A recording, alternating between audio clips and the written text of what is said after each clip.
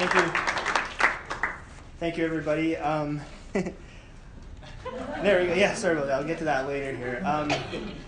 I'm really happy and humbled to be here, you guys. First of all, I went to visit that relic last night, and then the Holy Spirit was like, you got to change your whole talk. And I was like, oh. So I didn't exactly change it, but it definitely made me go through it again. So you guys are getting a brand new, fresh talk that was crafted just for you. Always is the case, but this one's extra special by the Midnight Oil, okay? Yes, there you go. That's for you. All right.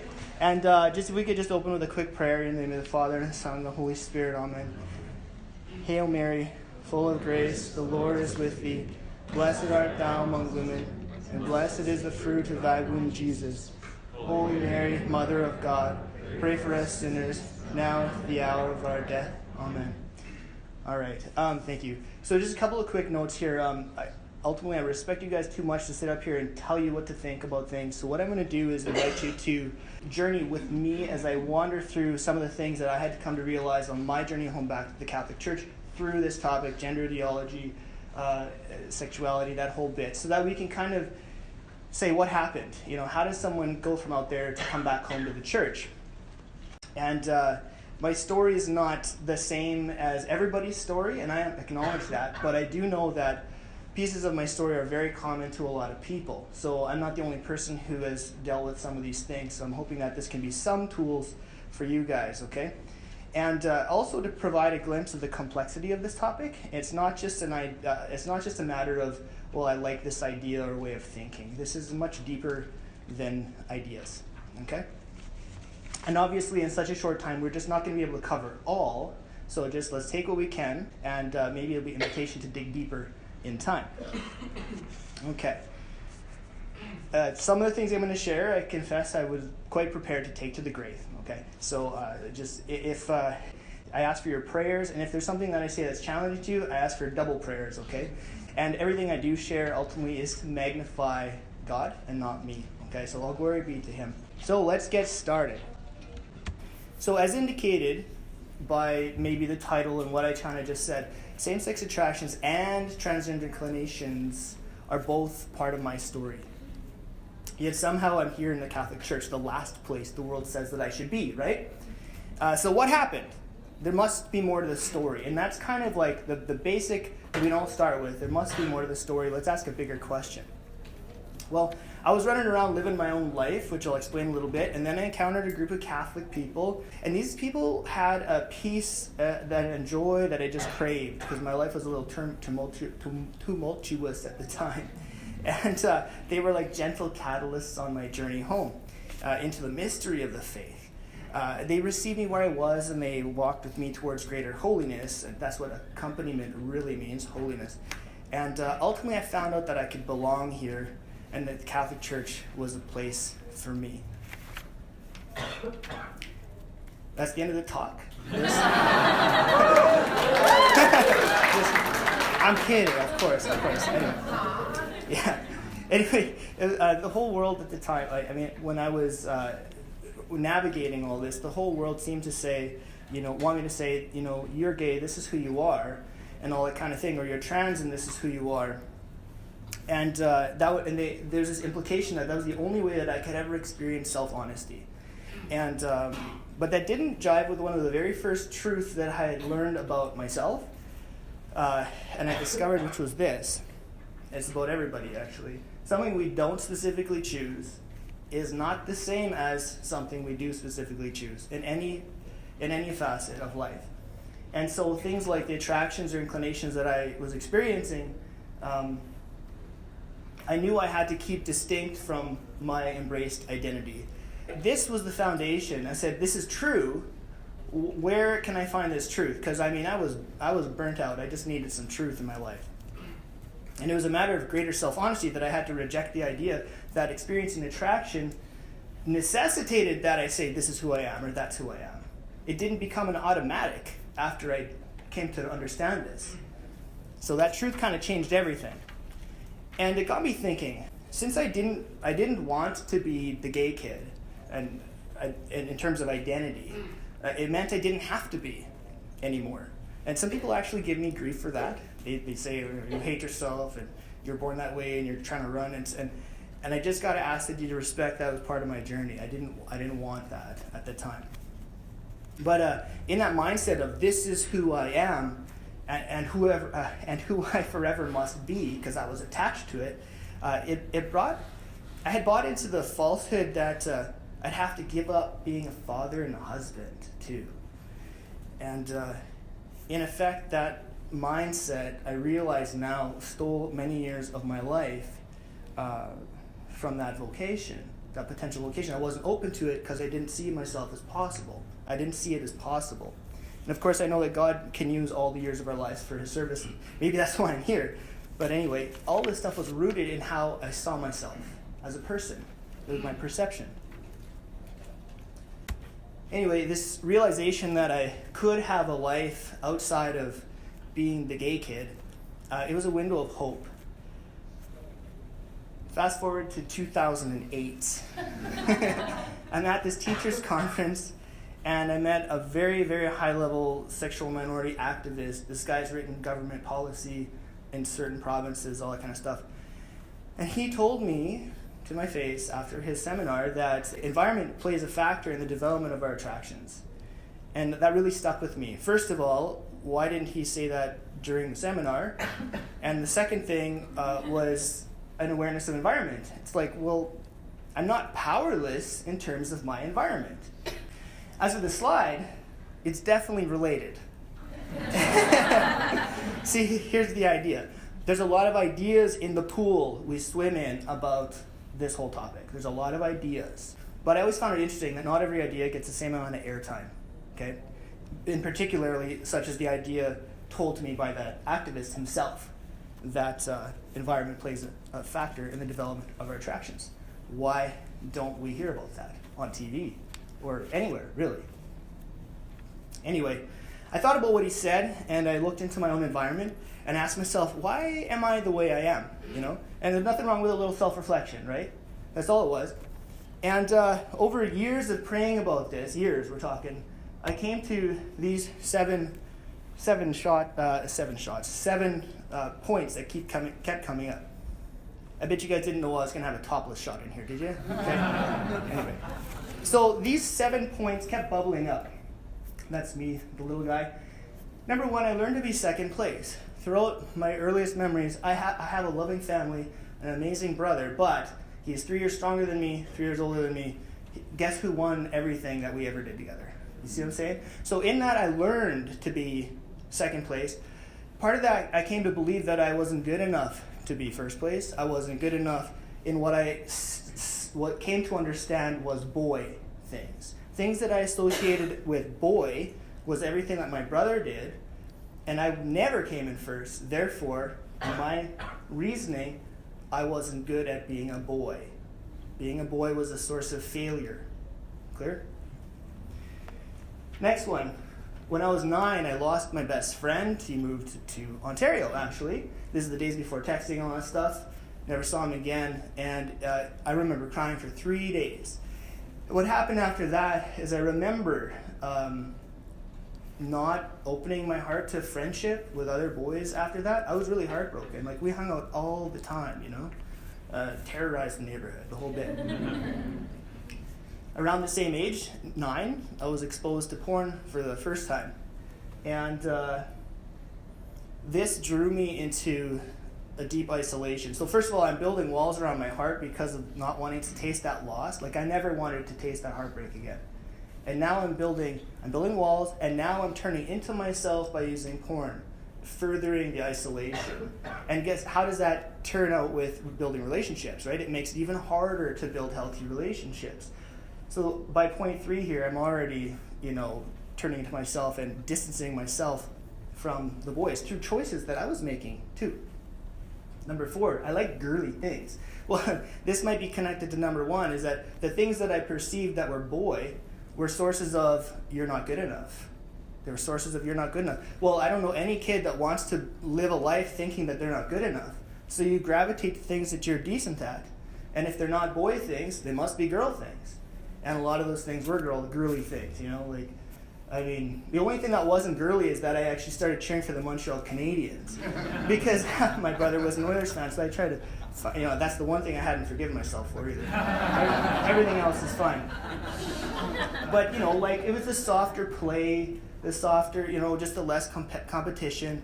All these things were pointing to not having to experience that trauma of not being good enough, not measuring up. Number 5. There was a scary movie that we played in grade 3 at school. That's something that would never happen now. This was off the charts. And I was sitting there beside one of my guy friends, and it was a super scary part. And I ended up turning into him and huddling into his chest. Okay? Now that's what kids do when they're scared, right? But here I am, a little boy huddling into the chest of my friend, and I remember feeling safe. And I remember really liking the relief from the fear that I had. So there I am, 8 years old now, finding safety in the arms of a man. Okay, add this to the stack of things, right? The 6th one, hockey bullying. I was bullied relentlessly in the hockey arena kind of thing. And I wonder if this had to do with them sniffing out that I had no masculine confidence already at this point. Look at the things that had happened already. I didn't see myself as having value as a boy. And kids, if you just look at a playground, that's society in 5 seconds, right? And they saw that, and I was terrorized for that in ways that were not as bad as some people, but still impacting. And I remember kind of thinking, I don't like boy. I don't like boy things. I don't like how these boys are. I don't want anything to do with boy. So a further wedge. And the last one, Valentine's Day. So back in the 80s, people would give Valentine's Day cards in classes, right? Some people remember. Yes, we do. Yes, that's right. Well, they stopped that because what about the kid who doesn't get any Valentine's? Well, one year, grade 3 again, I was a kid who didn't get any Valentines. So not only was it hey, I don't think I really fit in with these boys. I don't want to be around these boys. I was gravitating towards the girls because it was a source of as an escape from the trauma from the boys, and now I'm dealing with the question of why doesn't anyone want to love me? Yeah. So think of all that stuff weighing on a heart. Okay. So in terms of how I felt, it was kind of like this. The guy on the left, the fish here. Like I said, I had a happy childhood, but my idea of success was pegged on my understanding of what it meant to be a boy, which was completely formed by what my brother was good at. And I was trying to be him. That was an impossible standard. I can't be someone else. But I felt like this lone fish, even though my family did make me feel like I belonged and I was loved. But I like this picture because this isn't just well-trained fish. There's an actual wall between them, okay? A little glass wall. And it reminds me how my decisions contributed to that wall. I'm not playing some kind of victim card here.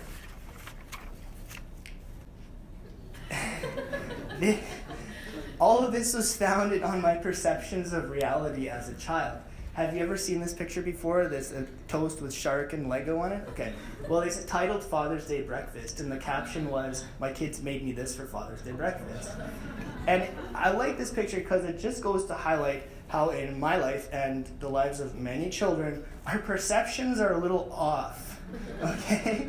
Yes, we can observe things very well, but our reasoning is out. And some people say, what about that kid knows for sure this and that? And I'm yes, it's true that my friend's 2 kids got sick. One drank red Powerade, the other drank blue Powerade.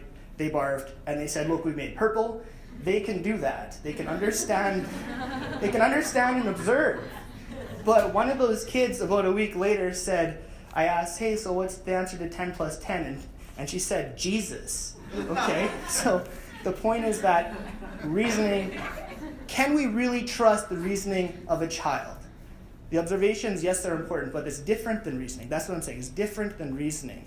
And my reasoning when I was that age was probably just as inaccurate, but yet that formed my entire trajectory of life. Okay? I can unpack that now looking back thanks to the invitation of that gay activist guy, actually. So it's funny how God works. Anyway, this is supposed to be a black slide, so that's normal, okay? Over time, I continued to avoid the boys and grow with the girls. We're talking like grade 1, 2, 3 here again. And you know how you become more like who you hang out with? Well, that was happening to me too. So I was becoming more and more feminized, more like the girls, mannerisms, passive temperament, all that stuff matched my interest activities anyway, because that was counter to the trauma that I knew I would taste if I started mixing with the boys.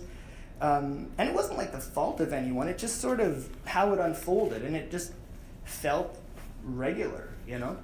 And all of that stuff, the feminization thing, validated me as a person that maybe I had some worth, because I couldn't find worth in being a boy.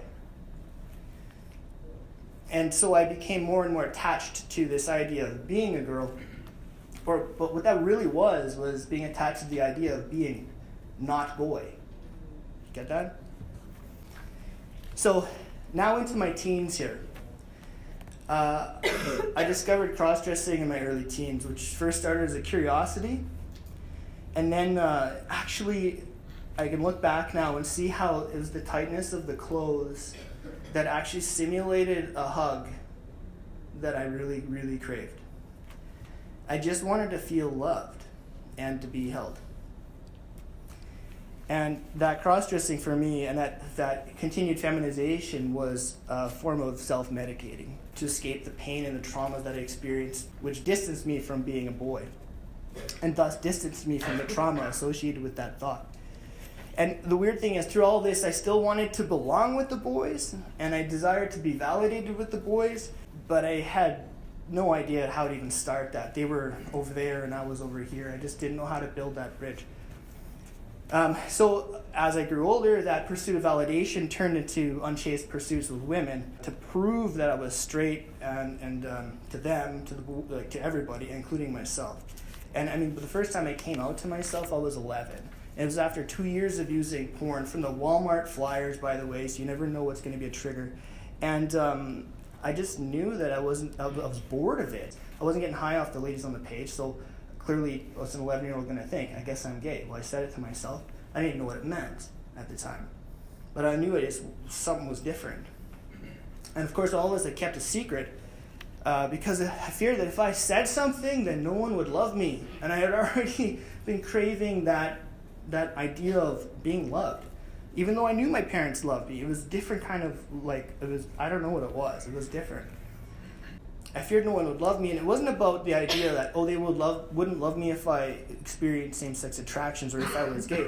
It was actually the fact, I feared that they wouldn't love me because I was using people. I knew that using the porn was not good. I knew that I was using people at that age. And I had little self-control and little impulse control. I still have to practice on that today, of course. For example, I stole 3 chocolates from one of those tables instead of 5, okay? It's all the little things, okay? So anyway, I continued to distance myself from the boys, and they became more of a mystery to me. And to me, they were the other. And as I awoke to my desires to have someone special, I thought it might be to be with a boy romantically, because they were my complement, you know? I was like the girls already. I didn't need a girl because I was like the girls already. So in terms of like emotional and like sociability and stuff like that. So I perceived that they were what I wasn't.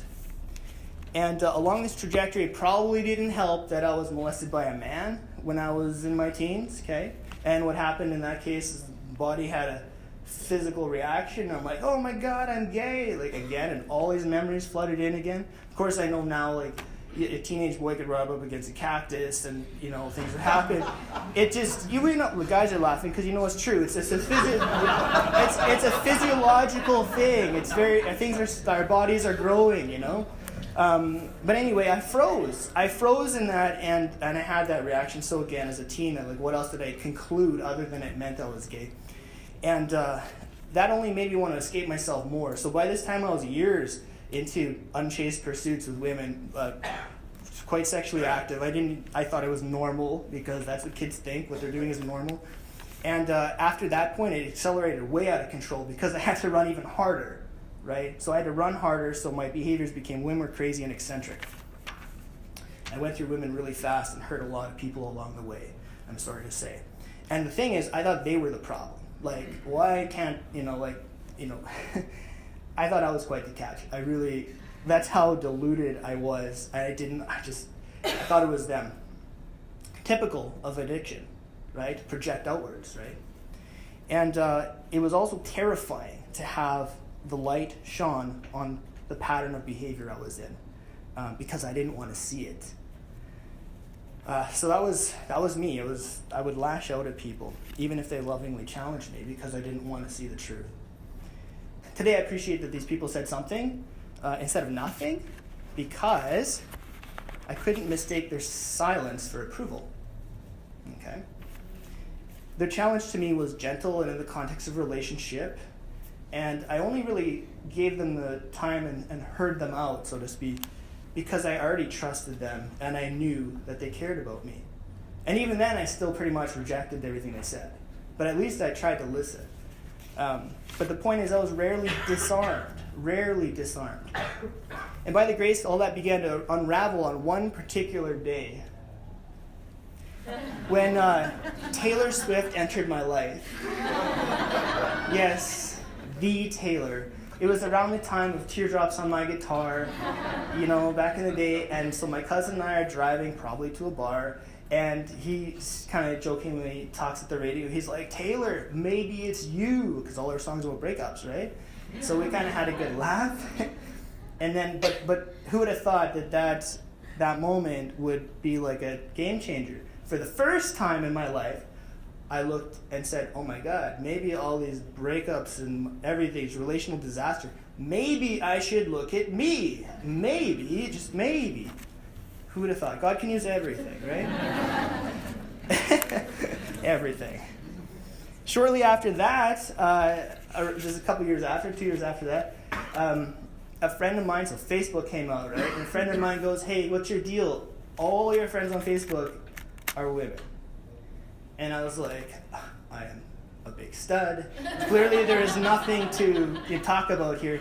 But I kind of went and internalized their thoughts and looked at it, and it's true, they were. And the only guys, except for maybe one or two from work, the only men that I had on my Facebook were before the incidents of being molested. So, and I was like, okay, I know that's something's wrong with that. You know what I mean? I wasn't really much into my faith back then, but even I could tell that wasn't right. And then, quick question: is there any dog people here? Like people like dogs and stuff. Okay, how about this? How about people who aren't comfortable with dogs? It's okay. Don't be shy. Okay. So the dog people, you all know people who aren't dog people. What happens if you put a dog in a non-dog person's lap? No, you're just saying no. What happens? It looks kind of like this, hey? Okay? So that's not me in the picture, by the way. But that's how it felt when, around that time of the Facebook thing, I got a man hug from a guy in a totally cool, appropriate environment, and I realized when I responded like this, I didn't know what to do, that I didn't know how to hug a man. And I also knew there's something up with that. Why don't I know how to respond to a man? And that kind of helped unearth the real trust issues that I had never even thought about before. And when you get molested by a dude, you're going to have trust issues, right? There's probably lots of other things, reasons as well. But I began to realize I needed some healing, some actual legit healing. And I could hug my dad and my brother, but that was different. Like, I knew them my whole life, So it was just different. I just needed to look at myself and figure out what was going on. So as a school teacher, though, you learn a lot about neurons and how people think and how behaviors impact our brains, okay? So I realized that, to an extent, I had been forming myself in ways due to my behavioral choices. You practice the piano, you're going to modify your brain. This is neuroscience 101, and you can look anywhere. I would consider this common knowledge, not some bizarre study. And neurologically, I began to realize there was unintended negative after effects. Okay, now this sounds crazy, but let's talk about porn, for example. The unintended negative after effects of using porn, nobody wants to feel bad and isolated and go down these roads where they're looking at things they never thought they'd ever look at. But these are some of the after effects because the brain starts dripping this chemical drop and says you need to get high again and again and again. We don't choose that, but you choose the action, right? It's kind of like, or if you go outside and play in the sun, there's your choice. But you get a sunburn, that wasn't your choice, but it arose out of your actions. Get okay? So my brain was being formed by my choices, but it was being formed in ways that I wasn't really asking for. But our brains get formed in accordance to how we use them in thoughts and behavior. And that drew me to finally understand that I'm not helpless. I'm not a victim here. And I do have the ability to create my environment to some degree, especially between my ears, the environment between here, through my choices in thought and behavior. And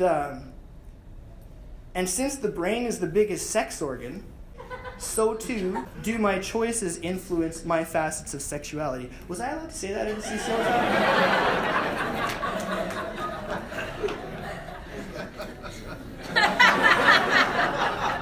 Any confession right away. Anyway, so I'm not saying that people specifically choose the attractions they experience, but I am saying that our choices still matter, and because our choices form our environment. Again, a good example of this is the brain scientist's testimony to the Senate in the United States in 2004, which they talk about that chemical trail drip. And I can provide you guys this information and the PDF of this thing. In simple terms, though, like, we talk about thoughts and behaviors and what's going to win, because, that was a big thing for us to learn as we were coming home to the church. This is the thing, is that we're not victims, and we do have an ability to influence our everyday going forward. Think of it this way. If two dogs are battling it out, you probably heard this fable or story, and someone says, well, which dog is going to win? And the dog that wins is the one that you feed, right? So if you feed the dog of porn, it's going to be easier to just fall to that. But if you feed the dog of magnanimous chastity, it'll be much easier to choose that over time because that's the dog you're feeding. Okay? That's kind of what it all boiled down to, that realization that what I do and think matters. Anyway, at the time, though, I was pretty much making choices to run and escape myself in many ways. And I basically lived in fear in many ways again. But I knew that to move past the hurt and brokenness and basically reclaim my life from the dark side, I would have to face myself, and I would have to break out of my safe space. I would have to break out of safe spaces. Many people, like myself, have come home have gone through that awakening that's saying, I needed to face those things I didn't want to face. Some of it was because of a bit of a bottoming out, like in my case. But it was also because there was people like you waiting for us with an olive branch, ready to love us back to life. I like this one, not because we're going to watch some Flintstones, but in my safe space, I never could have grown as a person the way I have. Kind of like how palm trees are strengthened in a hurricane. I needed to face my storm. Around the time of this dog hug story, I came out to myself a third time. Again, black on purpose. I was regularly watching same-sex male porn, transgender porn at this point. I'd even looked into surgery. I'm serious, like those kinds. I was like, I'm not a boy, I just can't do this stuff. I just couldn't run anymore. And today, of course, I know how sexual appetite is influenced by the exposure to pornography. Like you said, you look at things you never dreamed you'd look at. But anyway, when I said that this is who I am, it was like entering a pit of despair. It was horrible. And not to mention the fear of having to tell my family. So I have tasted that fear, and I understand why people run from it. It's terrifying. Or experience great anxiety over it. Okay, but I don't live in that space anymore. I know God has greatly blessed me, and this is one of those things that the Holy Spirit was like, put this in. Okay, my family knows what I'm doing today, and this here is this is an email I got last night from my dad. So yeah, it took years to get here, but it meant a lot coming from him, and I share this to underscore the value of a father's blessing along one's journey. And I wonder how many people who are in my shoes are deprived of that angle of healing because of abandonment or death or whatever. And so I wonder, perhaps some of us here could be that foster father through authentic friendship. Let's shift gears. Dad joke. Okay. All right. So that is me and my grandfather there, and a beautiful car in the back. It's the same car as that one when I had my topless picture earlier, right? The 1975 Beauty 20-footer. So what kind of car is this? Would you say a red car? Or a 1975 Ford LTD V8 400 two-door pillared hardtop? Catch that? Okay. So this is where people will say, well, it depends. It depends what someone's ready to understand. Like, to a 5-year-old, it's a red car, right? It depends what someone's ready for.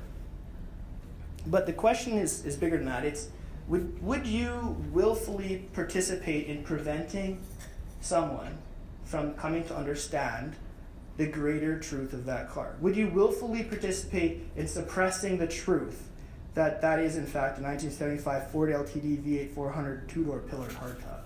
Like, would you participate in hiding that by using stunted language, by using red car? See where I'm going with this? Would you try to make it so someone could never see beyond red car? Even if they were dissatisfied with, well, red car's not enough. Well, it's just a red car. That's who it is. Well, when people wanted to force the gay identity onto me and use unclarified language, like speaking like gay and straight or trans alone, like, what does it mean? Attractions or identity? It can't be unchosen and chosen at the same time. We need clarity. But when that was imposed onto me, along with the narrative, that would have kept me at red car. And that would have kept me in the despair that I was harboring. And it was awful. But within that language of red car only, I couldn't even become aware of seeing myself outside that lens.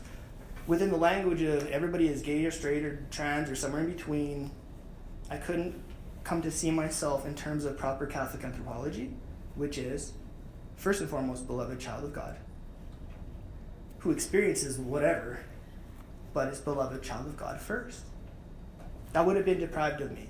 That only came to be after the whole tide of language became lifted. You probably noticed that 10 years ago, this topic was spoken about very differently. There was nobody talking about identity and experience, right? The tide has been lifted, and that's been good, a new awareness. We got to keep lifting. Anyway, within that language, before this tide shifted, I was becoming more like this, okay? So let me explain. These are obviously square watermelons. You know, just everyday business. You grow these by putting them in a plexiglass box. You put a baby watermelon, it grows into the parameters that you place around it. Well, those types of identity labels, you're gay or straight or trans, and I tried to come to fruition in each one of them. Those were my box. Those were my parameters. And all I was doing was filling that and staying there. And those also influenced my perspectives, right? Influenced my perspective and my expectations of what I ought to do to be happy. And like I said, when I embraced those labels, I thought I had to do certain things to be happy, okay? But those boxes were formed by an inhibited language. They were formed by red car, okay? But language does matter. I mean, it influences our expectation. Now we get to Yoda. So the short story is, you can put the pieces together on this one. There was a woman who, at her workplace, who got walked out to the parking lot with a blindfold on. She thought she was going to win a new car, and then they gave her this because she thought she won a Toyota. This is a real story, people. I'm not making this up. I couldn't dream this up. So I think it would be safe to say that her expectations, she was not happy. Her expectations were formed by language, okay? And if we don't have a language to express concepts, like this is how we come home. We were able to start identifying and distinguishing these things and develop the language of the church. If we don't have language to express concepts, we won't be able to wrap our minds around the concept. I mean, that's why like school books, some of y'all are young enough to have been in school recently, they've got glossaries. Huh? Try learning a book of stuff without a glossary. Good luck, right? I mean, and out in Saskatchewan, where I'm from, where we're very familiar with, yeah. So we know what roadkill is, but what if there was somebody who came from some village where there was no roads, somewhere, another planet, Could they know what roadkill really was if they didn't have roads to understand roadkill? You know what I mean? It's kind of bizarre. Like, everyone knows what a road is. But just to think about that idea of concepts, we need clarity in the words. And if we don't have clarity, we get things like this. You get things like this. I like to order a cake with nothing on it. Okay?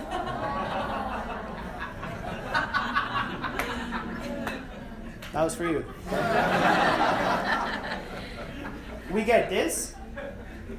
We get heel burgers, instead of healthy burgers. Okay? It's filled with dad jokes here. Okay? But anyway, the clarity mattered. That's what helped draw us back home to the faith. That we could ask deeper questions and we could differentiate.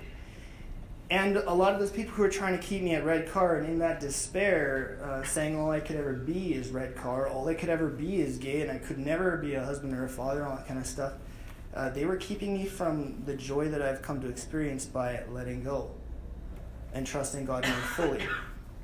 And I now see that my attachment to those identities, back when I was really attached to them personally, reflected that I didn't trust God, that he could give me more. And today I know that he can, and he does. Anyway, so on this, around the time of my third time coming out to myself, and that's when I met the good people like you, who first loved me and then invited me into the church despite where I was. And I hit rock bottom, and I thought I was there, but I hit another one, like those kind of things. They showed me that I was still worthy of love, and I still had value, and I still could belong in the Catholic Church. It started with their love for him. It started with their love for Christ, which radiated out of them to me. The imagery of the crucifix is powerful because his arms are open. And one priest in a confession, he said, look, his arms are open for all of you, even the parts that you don't want to see. And that was really moving. And all the while, my goal was never to change from gay to straight. It was never that. And the church isn't about that. And realizing that was very important for my openness to the church. Rather, it was to grow in, I found the church was drawing me to grow in deeper relationship with Christ, largely due to the CCO movement, okay, largely due to the Catholic movement who was anchored on virtue, okay? And in that, like I said, I feel like I've come alive again. And I've dropped the shame without picking up pride either. And come to know that, there is a hopeful future for me, And in the time before I become a husband and father, if that indeed would be befitting of what God wants of me, I'm still called to be husbandly and fatherly. That's powerful. I should be getting good at those first anyway. But I had to cooperate with God also by striving to put him first and make decisions that reflected that. So God planted that desire to continue to grow in holiness, motivated not by the rules of the church, but rather motivated by love for him. Kind of like when you're in confession and you're like, I'm confessing because I fear hell, instead of confessing because you want to restore relation with God. It's just a different motive. Both are okay, but one, restoring the love. And I always debate on sharing this, but I think it's very important. For me, incidentally, and others like me to varying degrees, and I know this. In fact, one of the fellows got married just like a few months ago. He's in his 50s. God bless him. But the more I pursued virtue, the heart of virtue, and the easier it was for me to pursue it, of course, because feeding the good dog, but the less I desired to lust. The temptations were still there, but the less I desired to cave in. And I was able to withstand that temptation. And the surprise result of this was, and this was a surprise, the same-sex sexual attractions diminished. And it drew me to realize retrospectively how deeply my same-sex sexual attractions were attached to lust. And also my inability to exercise self-control. Okay. Second thing, as I gained strength in practicing self-control and self-discipline, I became more confident as a man. And I found that through that, my same-sex romantic attractions, my fawning over the idea of belonging with another man, those diminished, possibly because I didn't see the other men as being my complement anymore. I had the masculine confidence now. I no longer needed a man. I was the man. Like, you know what I mean, okay? Like, I didn't need that as a compliment to me anymore. The third thing is I also found that through that, my desires to cross-dress and those deep transgender inclinations, which I had since my earliest memories, by the way, those things also diminished. And it happened alongside realizing that I had value and worth as a man. And I didn't need to escape being a man. I didn't need to escape the idea of being a boy, which of course were in that perception, that childhood perception that I could never be good enough or never measure up. For me, and several others like me that I know, my transgender pursuits were rooted in escapism. And I know others who have that story, and they see that through the retrospective lens. They were me trying to escape those experiences I internalized while simply trying to find out where I belonged. All right, so wrap up the story part. I just want to focus on 5 key realizations here. Number 1, not all attractions and inclinations are sexual or romantic attractions and inclinations. This was key for me to understand so that I realized I didn't have to just like throw my heart all over the place. I could just recognize that it's okay for me to want to be around somebody. It doesn't imply sexual or romantic. You know, I mean, I think I grew up in the tail end where people could still have close best friends without having to face the question that maybe it means you're gay because you want to spend time with them. Like, I cannot imagine having to grow up today where those questions might be, you know, just insinuated by the culture. It's the culture who says that you should experiment, okay?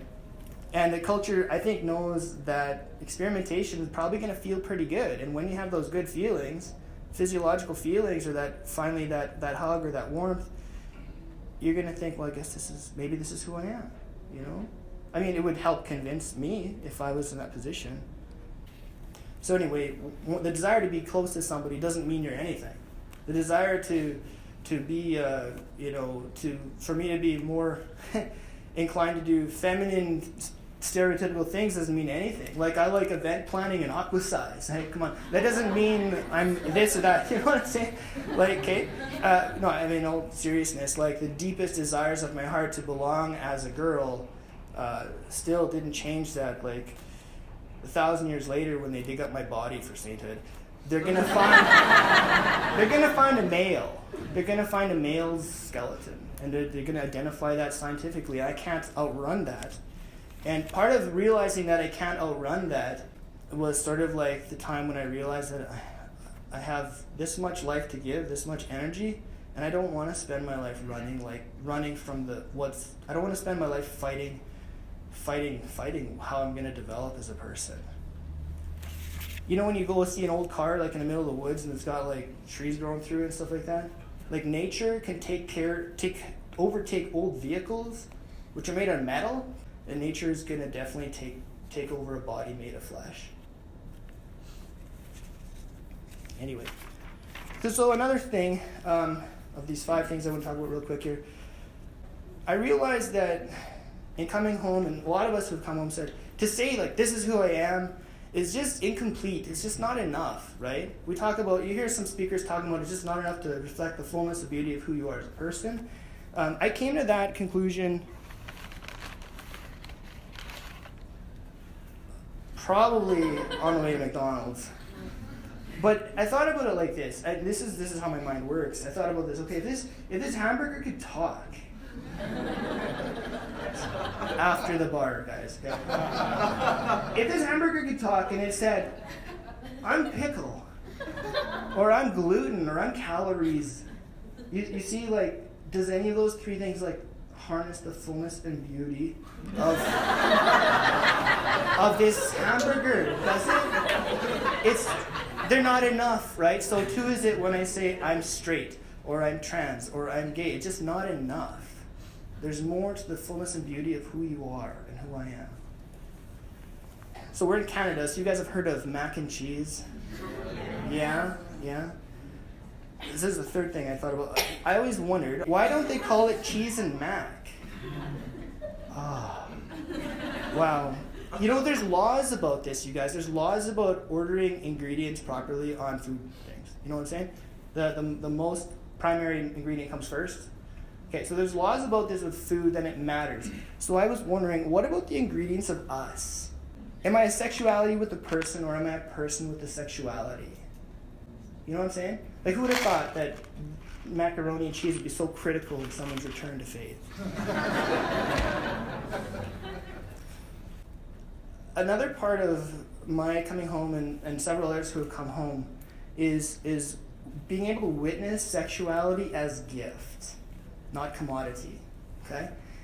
And today, because of the example, again, largely set by the people I know in the faith here, I don't throw my sexuality around anymore. I know that it's reserved for God. I've been pursuing holiness and chastity for about 7 years, preparing my heart for my future spouse. Ladies, just kidding. But all that stuff, you know, and just really honoring God. Like, how can I serve you, you know? And I realized that holiness, though, it also, this is important, it means honoring and respecting the art of the divine artist, okay, what has been written into creation, independent of feelings, attractions, and inclinations, and behaviors. But this sexuality as gift thing, I think I'm going to explain it real quick. Because a lot of people don't understand why I would want to... Have you ever had that question? Like, why are you living chastely, right? Why are you living chastely? Why don't you, like, what's wrong with you? You know, you get those questions, especially around college, right? And so I think of it like this in understanding a gift to begin with. So does anyone like black licorice here? Yeah. Ugh. Okay. So you guys like okay, so I don't even know how to relate to you guys. So for the person who cannot stand black licorice, and you're like, hey, I just got black licorice at Halloween or whatever, and you give it away, how much of a gift is that? It's a terrible gift, right? There's no value to the gift, and there's not really any joy to give it, right? But as the gift becomes more valuable, there's more of a joy in giving it. I'm thinking like somewhere in the back of the Bible, there's that story about that widow who gives all she has kind of thing instead of from her excess. That could be the biblical angle, but if I knew more about the Bible, I would go there. Catholic things. Okay. But I ask my, usually I'm talking to students about this. I say, if you know me, I don't like black licorice, but I do love ketchup chips. Y'all like ketchup chips? Yeah. I love ketchup chips so much so that I was on a road trip and I found the perfect ketchup chip. Right there. It's just the perfect bite size. It's got the right amount of dust on it, okay? Perfect. So of course I saved it, okay?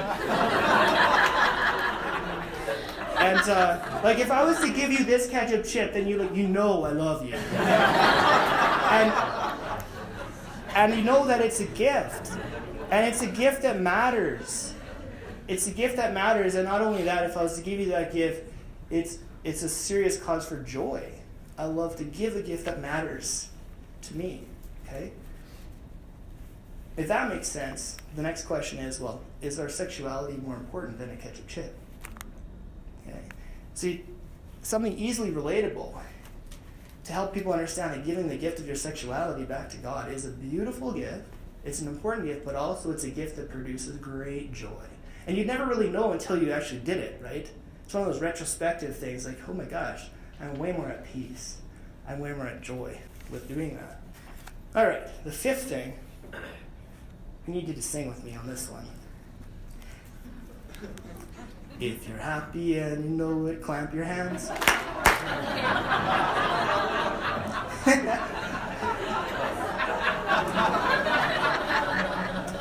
All right, so the point is, if we don't know the words to this song, will we ever fully understand what the song's about? Will we ever fully understand the song? Right? You can never fully understand unless we know the words to the song. Well, again, many of us have come home because we've come to learn the lyrics to the song of the church. Clarified language, making distinctions, all that kind of stuff. And I'm going to show you a couple distinctions in a little bit. But those lyrics really helped us understand the song of the church. And that, without those clarifications, I may have been left to continue thinking that the church rejected me. as gay and then as trans, because I was there at one point.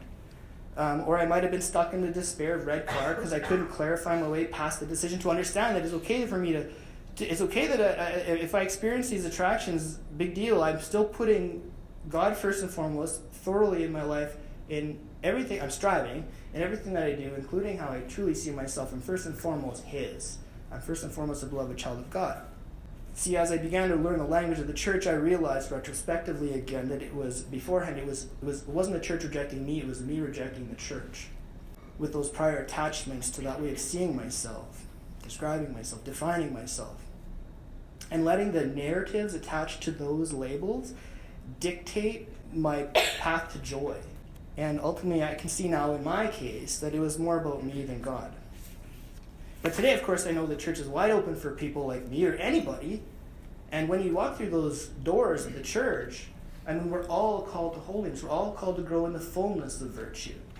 And that'll happen in God's time. I mean, you can't just turn a jet around in like a second. You know what I mean? My jet took, like 10 years.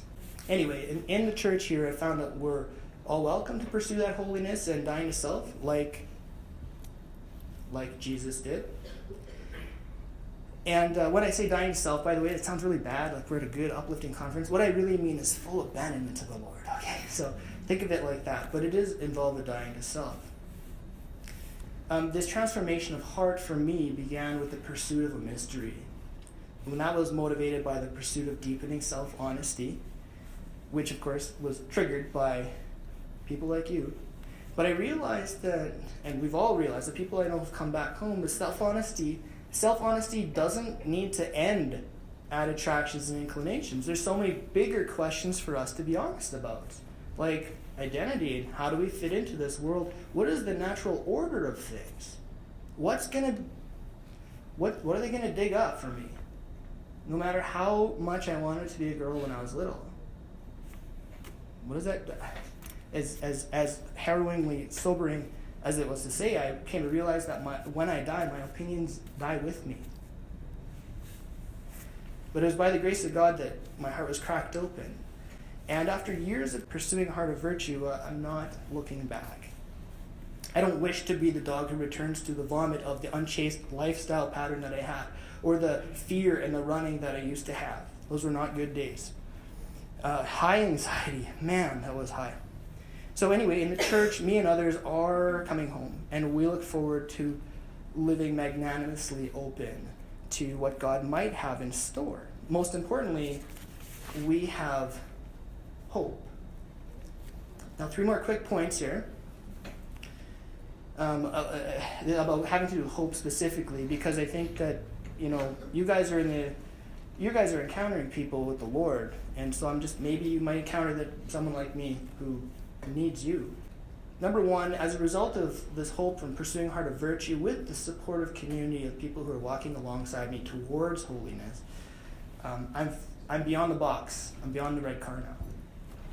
And I'm free of the fear and despair that was all contained in that. You guys saw the text from the email from my dad. What do I have to be afraid of? That was a big one.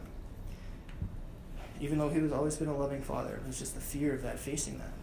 Second thing, I have knowledge now that even though these experiences are part of my story, they don't automatically exclude me from holy vocation, and that could include marriage. That could include marriage to the church or an opposite-sex spouse.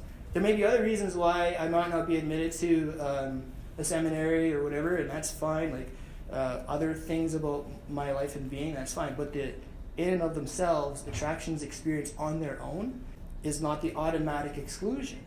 Okay? Number 3. Oh, by the way, there's a really good book that talks about that in detail. It's called To Save 1,000 Souls. And I guess it's written for guys, but I wish every guy and girl would read it. So you girls would know the kind of stuff we wrestle with. Okay? The third thing, I have hope because I'm no longer fighting the truth that I was created a man. Honestly, just that simple. I'm not fighting with the idea that I'm not enough. Today I know that I am enough for no other reason than that God created me. It's not because I know certain people or this or I gotta whatever. It's just that God created me. And that's all I need to know to be man enough. And to just fully give myself to Him as much as I possibly can. Okay. So that's going to kind of wrap up the story time thing. I only have about 10 minutes left. There's just a couple of things I wanted to go a little deeper with on the evangelistic side. Because, there's lots of things in the story that are the evidence of how it all happened, but here's a little more to the point here. So, the clarity of language was important. The normalized language that permit people like me to understand that we could belong in the church, that was necessary. Okay? So it wasn't just like one person was identifying that I could belong. It was the whole tide. I said it before. The tide of the church rose. It was like clarification abounded everywhere. People, and I see this all over the place, where people are talking about attractions independent of identity at the very basis. That's a good thing, because it gives people an out. I needed that window of hope to say I don't have to be this, even though I can acknowledge my attractions. There's lots of people that are coming out of the woodwork who are glad to have that clarification. They experience whatever attraction, but they're not letting that stop. They're not letting that stop them from pursuing a holy life, and they're okay with not walking into that particular identity label, and they're totally at full self-honesty with that. So there's a freedom there in them.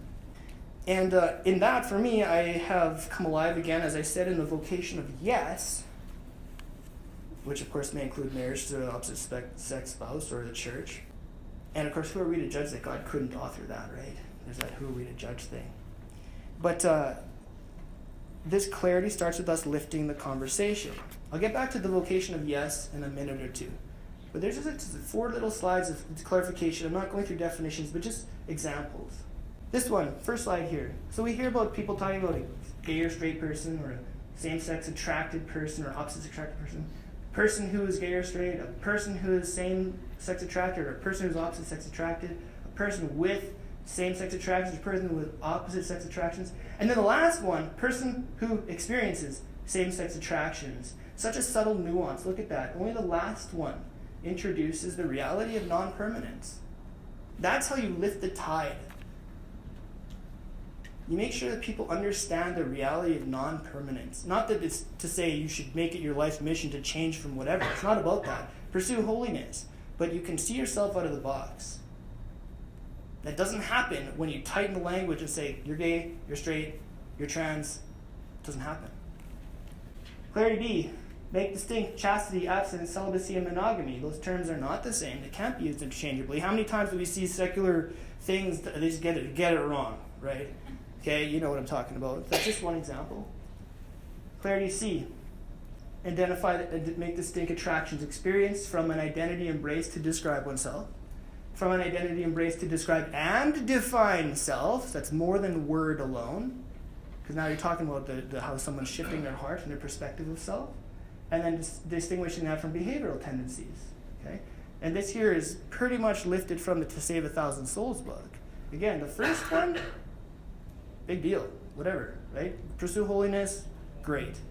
But as soon as you say, this is who I am, you're exercising a choice. And that choice could be turning upside down Catholic anthropology of the person. Beloved child of God first. Okay? I think this is the last one. Oh yeah, the word nature. What's natural. And it all happened, I saw a video of some news guy battling it out with some lady who said that breastfeeding was not natural. But her perspective was that it didn't feel natural to her. And he's saying, what are you talking about? Your body was designed for that. And it just goes to show the grave misunderstanding that happens when we speak about churchy things to the world. Or you guys might speak churchy things to people like me, right? So natural, a lot of people are going to automatically perceive that you're talking about what feels natural or what comes easily or what I observed 2 monkeys doing down in the zoo, whatever. Okay? Natural is not those things. And it is what's written into creation visibly and invisibly. Unless it's a part of nature that apple trees produce apples and not oranges. And people have pet dogs while dogs don't have pet people. So there's that's the invisible. Like, it's hard to describe the invisible. You know what I'm saying? There's an order. There's an order. That's why any person would say, well, that parent, that parent should discipline the child. The child doesn't discipline the parent. That's an example of the invisible order of things, okay? Many examples. All right. So back to the vocation of yes. This is a big deal. because it reveals how certain ways of approaching this topic, I think it would do us well to prayerfully examine them. But I'm talking about the idea of whether or not God creates us this way. Right? This seems to be hot, always. So when I was in despair of thinking that this is all I could ever be, I was of that mindset. And God created me this way. And when I hear people advocating against the church, from the outside or within, sadly, I also hear that way of thinking. However, I have some thoughts to prayerfully invite us to prayerfully consider. I have some thoughts I want us to prayerfully consider. So these 4 things here. Neuroscience, you can read all day long about neuroscience. It points to how our brains are formed by experience and practice. I'm a school teacher. They jam educational research down our throats all the time. And every single thing about it points to this. The brains of children or students are formed by experience and practice. Everything. That LGBTQ plus activist, God bless him. I mean, he really helped me get here to serve you. But he's also written some things that make it difficult for the church in certain provinces. But even he could recognize that people aren't created or born that way. And he's not the only one. It's like this myth that doesn't die. You know, it just... sorry, I just revealed my position, but whatever. And then furthermore, the wisdom of the church. I think this is something that all of us, might want to think about. Attractions. Its genesis remains largely unexplained. Geez, catechism, there you go. And, somewhere in the back, yeah, okay. But here's the deal. If you were to simply say that God created you that way, you're countering that catechism statement of wisdom. That's what I had to wrestle with. So if I really wanted to believe that I was created this way, I would have to be stepping outside the wisdom of the church. And that's something I wasn't comfortable with doing, especially after understanding the power over darkness that the true church really does have. I don't need to step out of the boat into the piranha-infested waters of the invisible spiritual warfare realm. You get what I'm saying? But I got there. There's one other thing. For me to say I was created that way, I realize I'm also putting myself in alignment with what a particular movement has done to make things very difficult for the church. A lot of the movement was gain steam with that as a foundational idea. And I've come to love the church and know the church is a place for me. And I don't want to contribute to the strength of a movement that has its aim at the church. I'm not comfortable with that anymore. In addition to all of that, saying that God created us this way, in my opinion, after having been there myself, placed me in the vocation of no, which is really not a vocation at all.